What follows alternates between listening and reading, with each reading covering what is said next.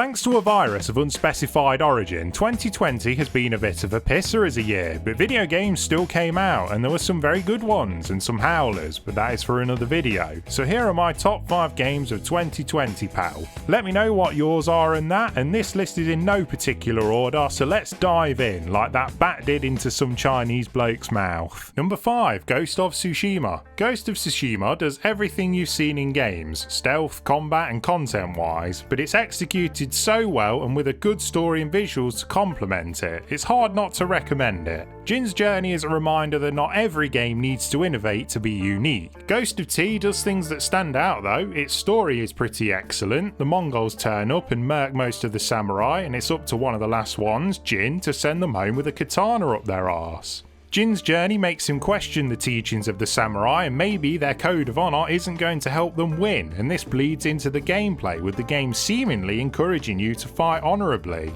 It goes in some interesting directions and by the end I was very satisfied. The combat is cracking, it looks lethal and has some depth attached to it with the different stances, and on the hard difficulty the scraps can be really tense. The stealth worked well too, as did some of the tools you could use. The open world was gorgeous and the game had a nice lack of UI, no arrows on screen telling you where objectives are, just the lovely wind effect. And no markers to tell you where arrows were coming from, just the scream of a Mongol archer before he fires. Unique little touches like that took this game a long way for me. The co-op mode they added was good fun too. If you enjoyed the game's combat, then give it a go. They haven't added any new content yet, but still, a cracking package that deserves its praise. Number 4, Animal Crossing New Horizons. I've played this consistently all year, so it must be doing something right. In a world where just existing is a painful chore, Animal Crossing comes along to coddle us and tell us it's alright. Simple premise, you turn up with Nook and his team to colonise a new island, and from there you build it up into a lovely little village.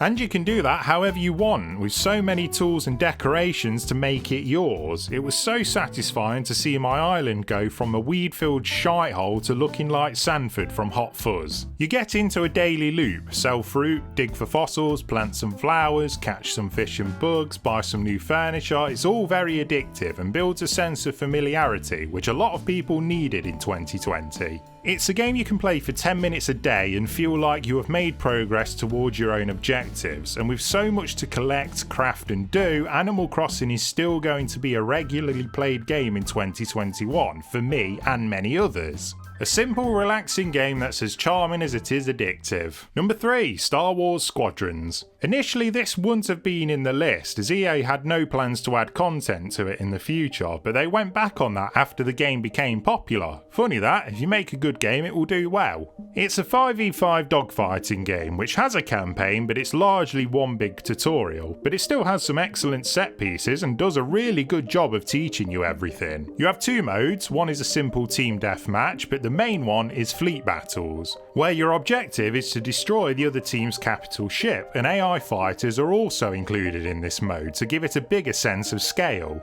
It's a game with a pretty high skill ceiling, there's so much more to manage than lock on and shoot lasers and missiles until they're dead. You have to manage the power for your ship's systems, divert your shields to the front or back of your craft, overcharge some of the TIE fighter systems, and your loadout can make a huge impact on the match. And the simple act of flying in this game is just top shelf stuff. Usually I'm not one to bang on about graphics since most games look really nice nowadays, but Squadrons' graphics and sound combine to make it so much more immersive. Flying through the explosion of your enemy's ship is unreal, mate. There's so many tactical opportunities and ways to play in Squadrons that it's become a regular for me, and I'm so glad it's become popular and getting content. Number 2, Flight Simulator 2020. Flight Sim definitely came out at the right time. In a year where nobody could travel unless you were Dominic Cummings, it was nice to explore a gorgeous representation of our entire planet without having to queue up with loads of other peasants and listen to them talk shite for the whole flight.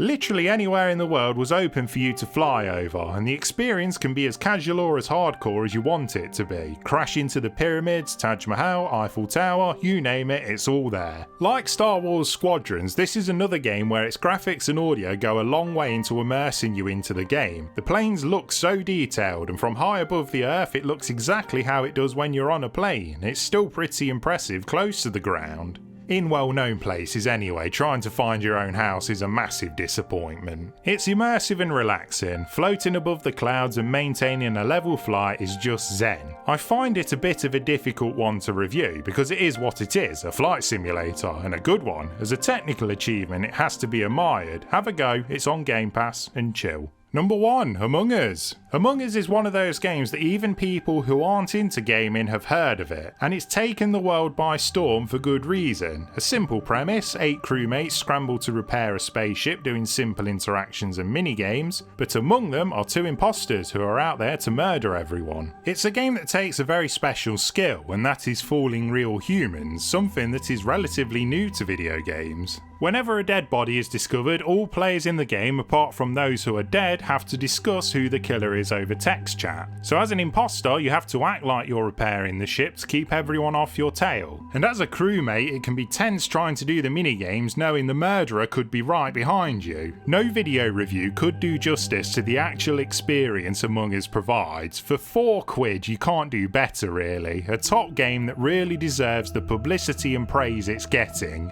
So there you go, my top 5 games of 2020. I hope 2021 is better, but we can always be comfortable in the knowledge that things can get worse and probably will. Happy New Year!